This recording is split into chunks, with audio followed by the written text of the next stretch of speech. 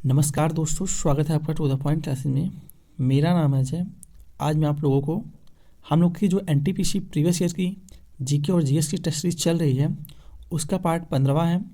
इसमें हम लोग महत्वपूर्ण 50 प्रश्न देखेंगे और 50 प्रश्न आपको जो स्क्रीन पर दिख रही है इन्हीं टॉपिक से होगी, ठीक है। और ये सारे प्रश्न प्रीवियस ईयर के होंगे। जैसा कि आप लोग को पता है, रेलवे अपने 60 से 70% क्वेश्चन रिपीट करता है, तो उसी बेस पर हम लोग प्रीवियस ईयर क्वेश्चन को देखेंगे। तो चलिए शुरू करते हैं अपने पहले प्रश्न से। इसके पहले हम लोगों की 14 वीडियो आ चुकी है। अगर आप लोगों ने वीडियो नहीं देखा है तो आप लोग हमारे चैनल के प्लेलिस्ट में जाकर वो वीडियो देख सकते हैं, ठीक है। आप लोग देखिए और जो क्वेश्चन आएंगे हमारे उनके क्रम पे मत जाइएगा। इसके पहले मैं 14 वीडियो बना चुका हूँ, उनमें से हमारे प्रीवियस ईयर में क्वेश्चन हैं, ठीक है। तो आज का पहला प्रश्न है, बीजापुर के सुल्तान मोहम्मद आदिल शाह की समाधि है, क्या है आपको बताना है। मैं आपको 3 से 4 सेकंड दूंगा, आप लोग सोचिए और उसके बाद मैं आपको इसका आंसर बताता हूँ, ठीक है। ऑप्शन बी क्या है, गोल गुंबज। गोल गुंबज जो है बीजापुर के सुल्तान मोहम्मद आदिल शाह की समाधि स्थल है, ठीक है। चलते हैं अगले प्रश्न की ओर। और यह गोल गुंबज कर्नाटक राज्य में स्थित है, ठीक है। किस महल को भारत के सबसे बड़े महलों में से एक, जिसे अंबा विलास के रूप में जाना जाता है, और यह वोडेयार महाराज का निवास स्थान भी रहा है, आपको बताना है इनमें से दोनों में से। तो इसका सही जवाब हो जाएगा ये कर्नाटक के मैसूर महल को भारत के सबसे बड़े महलों में से एक, जिसे अंबा विलास के रूप में भी जाना जाता है, और यह वोडेयार महाराज का निवास स्थान भी रहा है, मैसूर महल, ठीक है। और इसका निर्माण 1912 ईस्वी में कराया गया था, ठीक है। इस महल को लंदन में स्थित बकिंगम पैलेस से इसकी तुलना की जाती है, ठीक है। इतना भव्य है, ठीक है। चलते हैं अगले प्रश्न की ओर। अगला प्रश्न है, मुगल साम्राज्य की स्थापना किसके द्वारा की गई थी। 4 ऑप्शन आपको दिए गए हैं, आप लोग सोचिए और बताइए। तो इसका सही जवाब हो जाएगा ऑप्शन ए, मुगल साम्राज्य की स्थापना बाबर द्वारा की गई थी, ठीक है। और बाबर एक ऐसा राजा था जिसने दिल्ली को अफगानों से छीनकर मुगल साम्राज्य की यहाँ पे स्थापना की थी, ठीक है। और बाबर के जो पिता थे वो तैमूर वंश से संबंधित थे, उनकी जो माता थी वो चंगेज वंश से संबंधित थी, ठीक है। और बाबर का जन्म 14 फरवरी, ठीक है, 1483 ईस्वी में हुआ था, ठीक है। चलते हैं अगले प्रश्न की ओर। आज का अगला प्रश्न है, 15वीं सदी में बाबर ने किस खेल को भारत में लोकप्रिय बनाया। तो इसका सही जवाब हो जाएगा, बाबर का जो शासनकाल था 1526 से 1530 ईस्वी के बीच में रहा था, ठीक है। और इस दौरान बाबर ने पोलो खेल को भारत में सबसे लोकप्रिय बनाया, ठीक है। चलते हैं अगले प्रश्न की ओर। आज का अगला प्रश्न है, निम्न में से किस वंश के शासकों को सुल्तान नहीं कहा जाता था। आपको बताना है इन चारों में से किस वंश के संस्थापक को सुल्तान नहीं कहा जाता था। तो इसका जो सही जवाब हो जाएगा ऑप्शन बी, मुगल वंश के जो संस्थापक थे इन्हें सुल्तान नहीं कहा जाता था। मुगल वंश का जो संस्थापक था बाबर था, इसने बादशाह की उपाधि धारण की, ठीक है। चलते हैं अगले प्रश्न की ओर। निम्नलिखित में से मुगल सम्राट जिन्होंने भारतीय उपमहाद्वीप पर शासन किया था का उल्टा सही अनुक्रम अंतिम से पहला कौन सा होगा। आपको बताना है कि इन चारों में से जो ऑप्शन दिए गए हैं, जो आपको दिख रहे हैं स्क्रीन पर, इनमें से उल्टा क्रम कौन सा होगा। अर्थात जो सबसे बाद में शासन किया है जिस राजा ने, उसको आपको पहले रखना है, और जो सबसे पहले किया है इसमें उसको बाद में रखना है। तो आपको 4 ऑप्शन दिए गए हैं, आप लोग सोचिए उसका सही जवाब क्या होगा, आप लोग बताइए, ठीक है। तो इसका सही जवाब हो जाएगा ऑप्शन सी। ऑप्शन सी क्या है, सबसे बाद में बहादुर शाह द्वितीय ने शासन किया था, उसके पहले औरंगजेब ने, और उसके पहले शाहजहां ने, और उसके पहले अकबर ने, ठीक है। जो बहादुर शाह द्वितीय का शासनकाल था ये था 1837 से, ठीक है। 1837 से इनका शासनकाल था 1857 के बीच में, ठीक है। 1857 के बीच में इनका शासन था, किसका, बहादुर शाह का, ठीक है, द्वितीय का। उसके बाद औरंगजेब का जो शासनकाल था ये था 1658 ईस्वी से, ठीक है, 1707 ईस्वी के बीच में, ठीक है। और उसके बाद जो शाहजहां का शासनकाल था ये था 1627 ईस्वी से 1658 ईस्वी, ठीक है।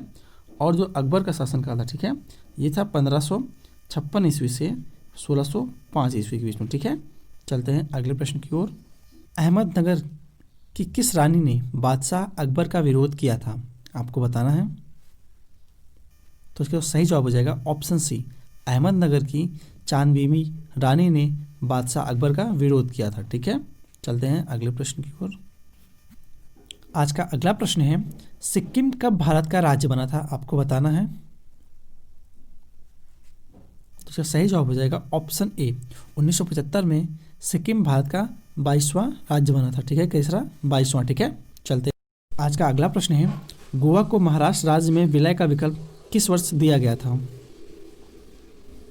तो इसका सही जवाब हो जाएगा ऑप्शन डी, 1967 में गोवा को महाराष्ट्र राज्य में विलय का विकल्प दिया गया था, लेकिन गोवा के लोगों ने जनमत संग्रह करके 1967 में इन्होंने ये कहा कि ये महाराष्ट्र में विलय नहीं होना चाहते हैं, इन्हें केंद्र शासित राज्य का दर्जा दिया गया। ठीक है, बाद में 30 मई 1987 को गोवा को पूर्ण राज्य का दर्जा दिया गया था। ठीक है, और उस समय गोवा 25वां राज्य बना था। ठीक है, चलते हैं अगले प्रश्न की ओर।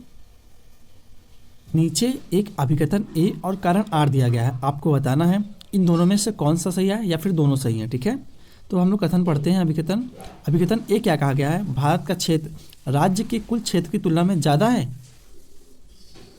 तो ऐसा गलत है। ऐसा गलत क्यों है? क्योंकि जो भारत का जो क्षेत्र है वो राज्यों के क्षेत्र को ही मिलाकर भारत बना है। ठीक है, अगला क्या है क्वेश्चन, अगला कथन क्या कह रहा है, कारण भारत राज्यों का एक संघ है, ये तो हमारा सही है। तो जो हमारा होगा अभिकथन गलत हो जाएगा और कारण आर सही हो जाएगा। तो इसका जो ऑप्शन देखेंगे आप लोग, ऑप्शन इसका जो हो जाएगा ऑप्शन डी इसका सही हो जाएगा। ठीक है, अभिकथन ए जो है गलत है और कारण आर सही है। ठीक है, चलते हैं अगले प्रश्न की ओर। आज का अगला प्रश्न है, भारत में राज्यपाल की नियुक्ति कौन करता है। आपको बताना है कि भारत में राज्यपाल की नियुक्ति कौन करता है। तो इसका सही जवाब हो जाएगा ऑप्शन ए, आर्टिकल 155 ए के तहत। आर्टिकल 155 ए के तहत जो राष्ट्रपति है राज्य के राज्यपालों की नियुक्ति करता है। ठीक है, चलते हैं अगले प्रश्न की ओर। भारत में किसी राज्य के राज्यपाल के रूप में नियुक्ति के लिए निर्धारित न्यूनतम आयु सीमा कितने वर्ष की होती है।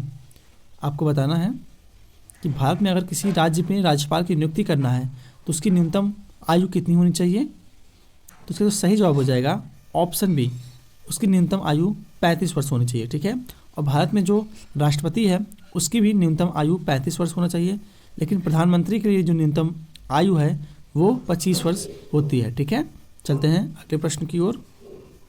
आज का अगला प्रश्न है, भारत की सबसे लंबी नदी कौन सी है जो समुद्र में प्रवाहित नहीं होती है।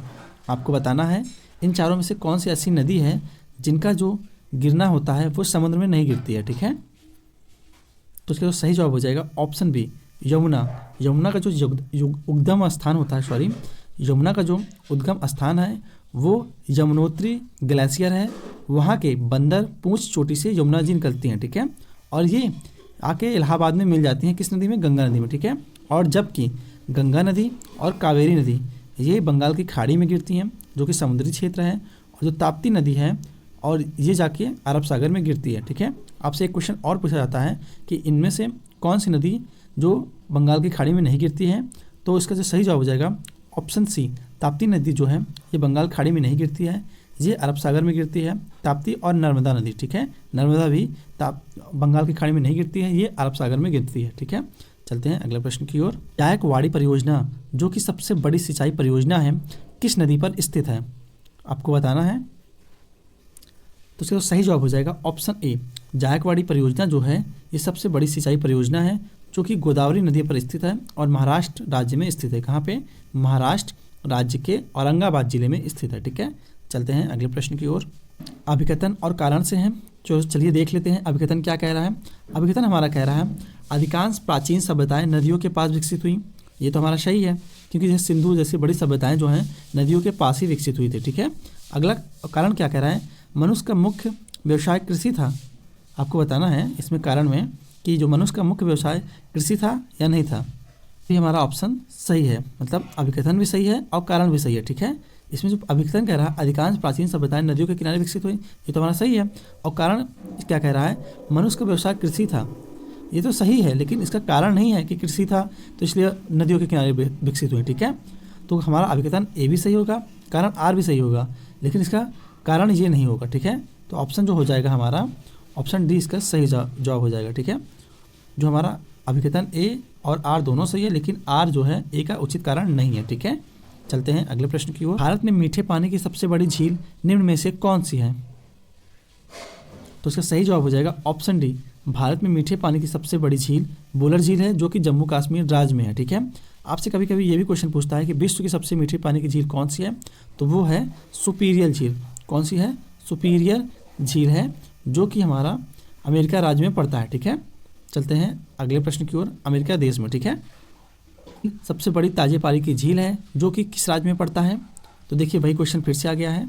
अभी इसके पहले मैंने आपको बताया था कि जो वुलर झील है मीठे पानी की भारत की सबसे बड़ी झील है और यह जम्मू कश्मीर राज्य में पड़ता है। ठीक है, चलते हैं अगले प्रश्न की ओर। आज का अगला प्रश्न है, निम्न में से किसे पृथ्वी का सबसे बड़ा ज्वालामुखी द्रव्यमान और क्षेत्र के संबंध में माना जाता है?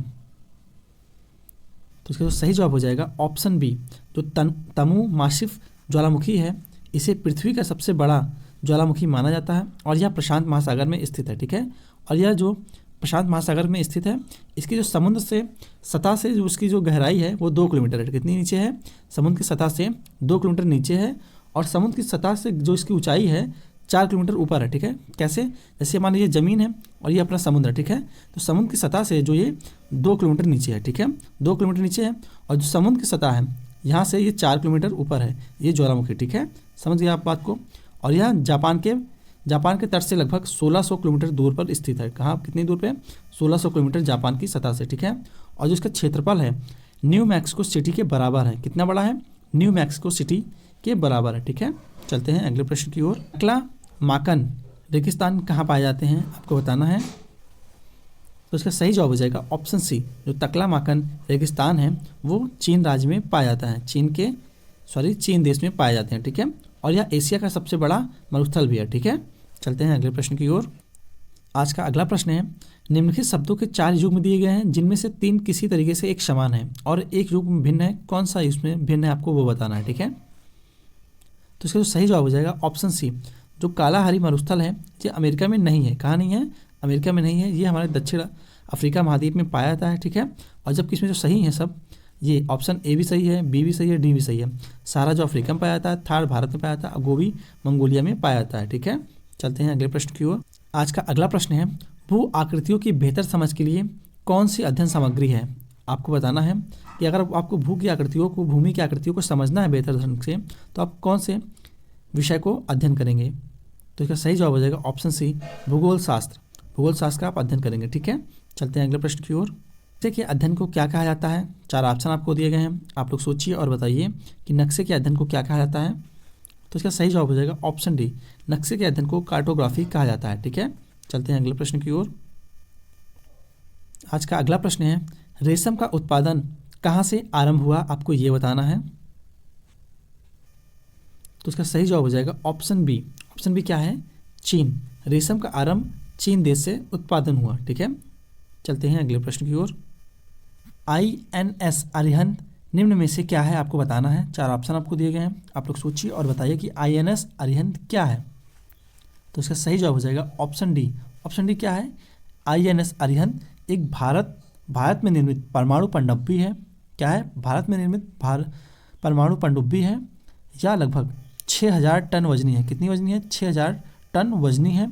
इसको बनने के बाद भारत जो है अमेरिका, रूस, चीन, ब्रिटेन और फ्रांस के बाद 6ठा देश बन गया जिसके पास स्वयं की परमाणु पनडुब्बी है। ठीक है, चलते हैं अगले प्रश्न की ओर। AL द्वारा डिजाइन किया गया भारत का पहला स्वदेशी विमान कौन सा है? तो इसका सही जवाब हो जाएगा ऑप्शन बी, ST2। ST2 जो है HAL हिंदुस्तान एरोनॉटिक्स लिमिटेड द्वारा डिजाइन किया गया भारत का पहला स्वदेशी विमान है। ठीक है, इसका डिजाइन जो था 1953 में किया गया था। ठीक है, लेकिन इसे सेनावृत्त 1990 में किया गया था। ठीक है, चलते हैं अगले प्रश्न की ओर। आज का अगला प्रश्न है, उस विकल्प को चुनें जो दिए गए युग्मों से अलग संबंध दिखाता है। 4 ऑप्शन आपको दिए गए हैं, आप लोग सोचिए। जिस प्रकार दबाव को बैरोमीटर से नापा जाता है उसी प्रकार इनमें से जो डिफरेंट है अर्थात जो भिन्न है उसको आपको बताना है। ठीक है, तो उसका जो सही जवाब हो जाएगा ऑप्शन बी। ऑप्शन बी क्या दिया है?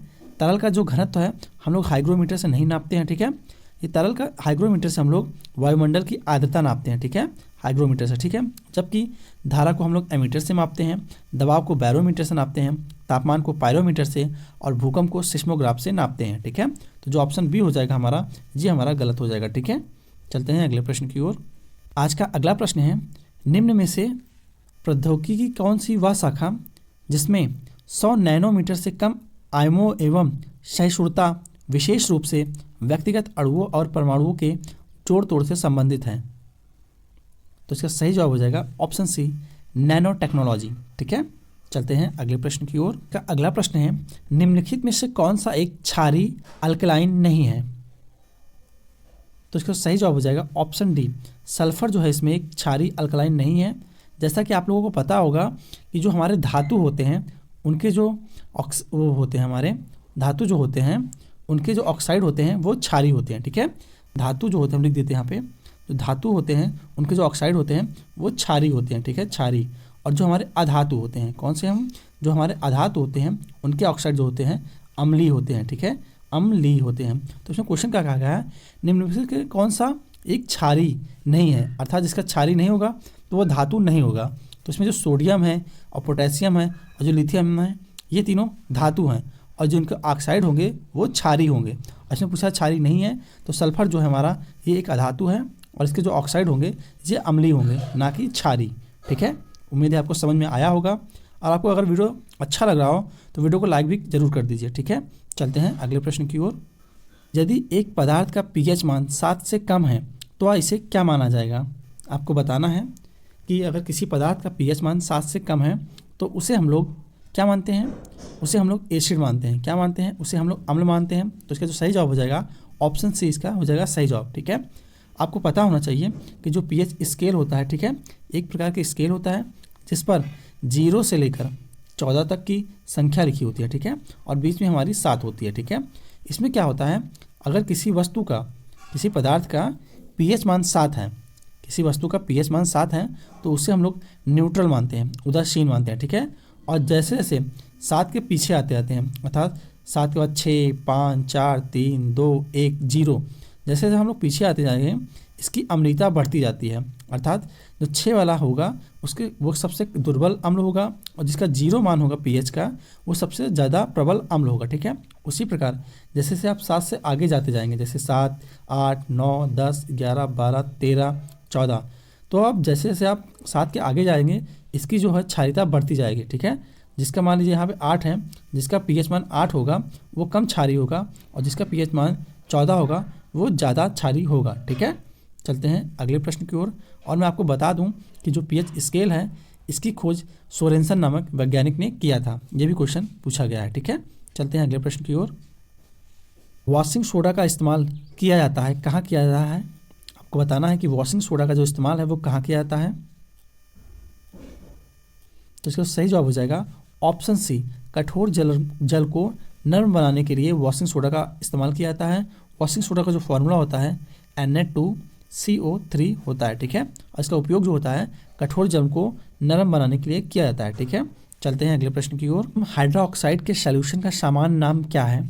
4 ऑप्शन आपको दिए गए हैं, आप लोग पढ़िए और जवाब दीजिए। तो इसका सही जवाब हो जाएगा ऑप्शन ए, जो कैल्शियम हाइड्रोक्साइड होता है उसका सामान्य नाम नींबू पानी अर्थात लाइम वाटर होता है। ठीक है, क्या होता है? नींबू पानी अर्थात लाइम वाटर होता है। इसका जो फॉर्मूला होता है कैल्शियम OH का होल ट्वाइस होता है। ठीक है, चलते हैं अगले प्रश्न की ओर। चाक का रासायनिक नाम क्या है? आपको बताना है। तो इसका सही जवाब हो जाएगा ऑप्शन सी, चाक का जो रासायनिक नाम है कैल्शियम कार्बोनेट है। ठीक है, कैल्शियम कार्बोनेट है। ठीक है, चलते हैं अगले प्रश्न की ओर। अगला प्रश्न है, होमो सैपियंस के रूप में वर्गीकृत किए जाने वाले प्रारंभिक होमोनाइड्स कौन थे? आपको बताना है। तो इसका सही जवाब हो जाएगा ऑप्शन बी, क्रो-मैग्नॉन जो मानव थे वो होमो सैपियंस के रूप में वर्गीकृत किए जाने वाले प्रारंभिक होमोनाइड्स थे।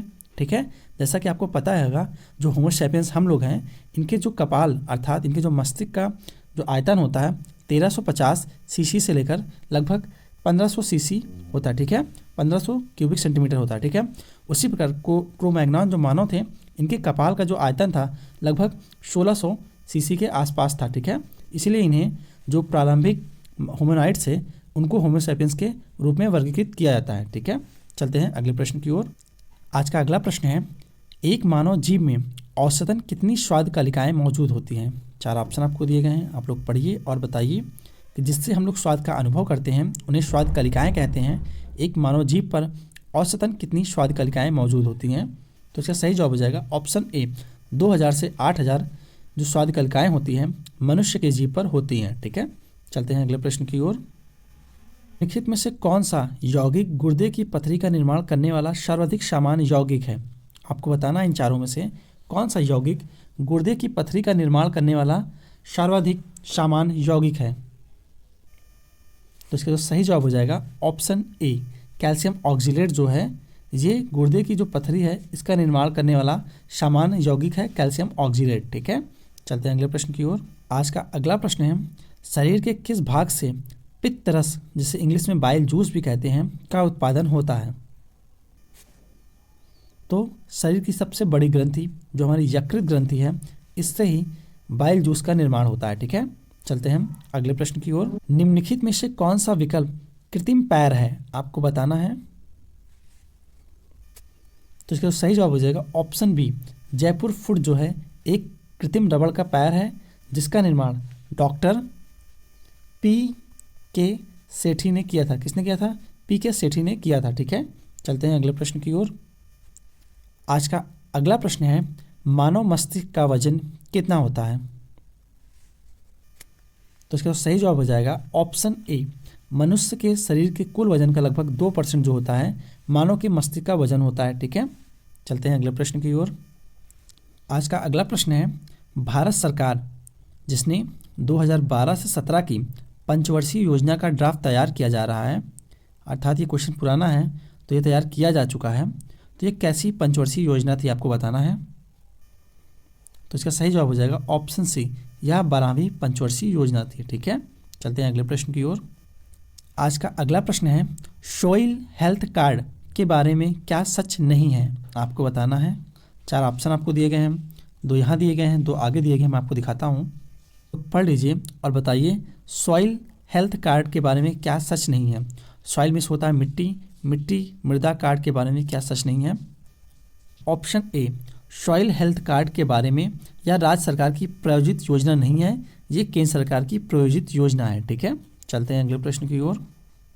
आज का अगला प्रश्न है 2015 में किस ऑटोमोबाइल कंपनी ने उत्सर्जन परीक्षण डेटा में हेरा फेरी किया जिसकी वजह से उनके सीईओ मार्टिन वीटर कॉर्न को इस्तीफा देना पड़ा था? देखिए ये 2015 का क्वेश्चन था, तो इसका जो ये बहुत चर्चा वाला क्वेश्चन था, इसका सही जवाब हो जाएगा ऑप्शन ए वॉक्सवैगन जो कंपनी थी इसके जो सीईओ थे मार्टिन वीटर कॉर्न ने अपनी कंपनी के जो ऑटोमोबाइल कंपनी के जो उत्सर्जन परीक्षण डेटा में हेरा फेरी किया था, इसलिए इन्हें इस्तीफा देना पड़ा था। ठीक है, चलते हैं अगले प्रश्न की ओर। आज का अगला प्रश्न है SMS का जनक किसे कहा जाता है? तो इसका सही जवाब हो जाएगा ऑप्शन बी मैटी मैकोनेन को SMS का जनक कहा जाता है। ठीक है, चलते हैं अगले प्रश्न की ओर। आपसे पूछता है, मैं आपसे ये पूछता हूँ कि SMS का जो फुल फॉर्म होता है क्या होता है? आप लोग कमेंट में इसका जवाब दीजिए। ठीक है, तो खेल का जनक किसे कहा जाता है? 4 ऑप्शन आपको दिए गए हैं, आप लोग बताइए कि वीडियो खेल जो बहुत प्रचलित है आजकल, तो बताइए उसके जनक कौन है? तो इसका सही जवाब हो जाएगा option D Ralph H. Baer जो है वीडियो खेल के जनक है। ठीक है, चलते हैं अगले प्रश्न की ओर। आज का अगला प्रश्न है फेसबुक की शुरुआत किस वर्ष की गई थी? तो इसका सही जवाब हो जाएगा ऑप्शन बी 2004 में फेसबुक की शुरुआत की गई थी और जिसके संस्थापक हैं मार्क जुकरबर्ग हैं। ठीक है, तो चलिए मैं आपसे एक क्वेश्चन पूछता हूँ कि व्हाट्सएप की शुरुआत किस वर्ष हुई थी और इसके संस्थापक कौन है? आप लोग इसका जवाब कमेंट बॉक्स में दीजिएगा। ठीक है, चलते हैं अगले प्रश्न की ओर। आज का अगला प्रश्न है किस नेटवर्क पर पहला SMS भेजा गया था? आपको बताना है।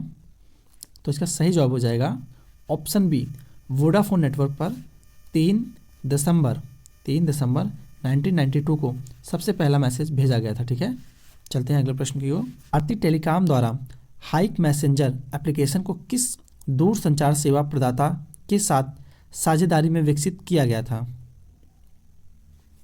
तो इसका सही जवाब हो जाएगा ऑप्शन डी सॉफ्ट बैंक और भारतीय टेलीकॉम द्वारा हाइक मैसेंजर एप्लीकेशन को विकसित किया गया था और इसका विकास 12 दिसंबर 2012 को हुआ था। ठीक है, 12 मिटा के हम लोग फिर से लिख देते हैं। इसका विकास 12 दिसंबर 2012 को हुआ था, किसका? हाइक का। ठीक है, चलते हैं अगले प्रश्न की ओर। सेपेक तेक्रेव क्या है? 4 ऑप्शन आपको दिए गए हैं, आप लोग सोचिए और बताइए तो इसका सही जवाब हो जाएगा ऑप्शन सी, वॉलीबॉल को किक मारने की प्रक्रिया को शपेक तेक्रो बोला जाता है। ठीक है, चलते हैं अगले प्रश्न। वॉलीबॉल के खेल में प्रत्येक टीम में कितने खिलाड़ी होते हैं? तो इसका सही जवाब हो जाएगा ऑप्शन ए, वॉलीबॉल के खेल में प्रत्येक टीम में 6 खिलाड़ी होते हैं। ठीक है, आज का अगला प्रश्न है, स्नूकर का खेल कितनी गेंदों के साथ खेला जाता है? तो इसका सही जवाब हो जाएगा ऑप्शन सी, स्नूकर का जो खेल होता है उसमें 22 गेंदें होती हैं। ठीक है, स्नूकर खेल आप लोग देखा होगा, एक इस प्रकार की टेबल होती है जिसमें 6 टाइप के होल होते हैं यहाँ पर। ठीक है, और बीच में गेंदें रखी होती हैं और उसको डंडे से मार के खेला जाता है। ठीक है, इसमें जो होती हैं 3 प्रकार की गेंदें होती हैं। कितने प्रकार की? एक तो होता है क्यू गेंद, ठीक है, और एक होता है क्यू गेंद, और 15 होती है हमारे इसमें लाल गेंदें। ठीक है, तो 16 गेंद हो गए। ठीक है, और 6 गेंदें जो होती हैं विभिन्न रंगों की होती हैं। ठीक है, एक होती है क्यू गेंद, 15 होती है लाल गेंदें, 6 होती हैं विभिन्न रंगों की गेंदें। ठीक है, चलते हैं अगले प्रश्न की ओर। आज का अगला प्रश्न है, निम्न में से किस खेल से खिलाड़ी गीता सेठी संबंधित है? आपको बताना है इन चारों में से कौन सा खेल है जिसका संबंध गीता सेठी से है। तो इसका सही जवाब हो जाएगा ऑप्शन बी, बिलियार्ड जो गेम है इसका संबंध गीता सेठी खिलाड़ी से है। ठीक है, चलते हैं अगले प्रश्न की ओर। इससे हमारा वीडियो समाप्त होता है। वीडियो आपको कैसा लगा है हमें कमेंट करके ज़रूर बताएं, तथा जो लोग चैनल पर नए आए हैं वो चैनल को सब्सक्राइब कर लें, बगल में लगी बेल आइकन को भी प्रेस कर लें। ठीक है, और आपको वीडियो कैसा लगा है ये ज़रूर बताएं। अगर वीडियो आपको ज़रा सा भी अच्छा लगा हो तो वीडियो को लाइक ज़रूर करें। धन्यवाद।